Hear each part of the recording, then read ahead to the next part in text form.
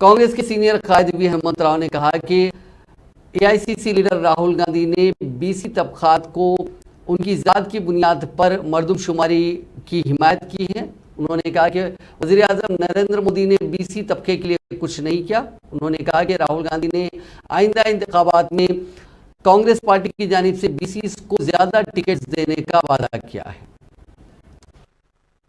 सोनिया गांधी भी, इंदिरा गांधी दिए तो जमीन भी वापस ले ले, असाइन ले ले। इंदिरा गांधी गरीबों को दिए तो जमीन भी ले ले, बल्कि उन्होंने बातचीत करा। और उससे पहले कन्याकुमारी से कश्मीर चलने के बाद बोला caste wise consent should be conducted after we came in power बोला।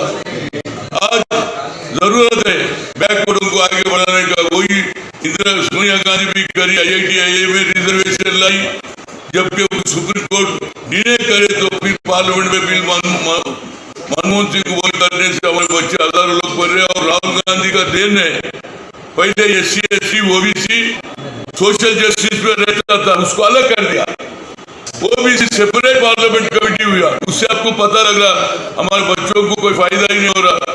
क्यों बोले तो हमारा कोई डिपार्टमेंट ही नहीं है मिनिस्ट्री का, और हमारा क्रिमिनल भी है, तो हमारे बच्चों को कोई फायदा नहीं हो रहा। राहुल गांधी जितना हिस्सेदारी उतनी भागीदारी बोला और बराबर का हिस्सा मिला। तो आप नीचे तक जाके राहुल गांधी का संदेश दें। और धरनी में जो गरीब लोग परेशान है, आज तक पासबुक नहीं मिल रहा, सालों महीनों MRO ऑफिस में तो कुछ नहीं हो रहा। इससे पहले क्या हुआ कि NT रामाराव के पीरियड में पटेल पटवारी को निकालने की वजह से क्या हुआ, वहां का कोसा जमीन किसका ही नहीं मालूम, वहां कोई देखने वाला नहीं, जो कंप्यूटर में रहता वही दुकान चला। आज उसी वजह से हर जगह झगड़ा हो रहा।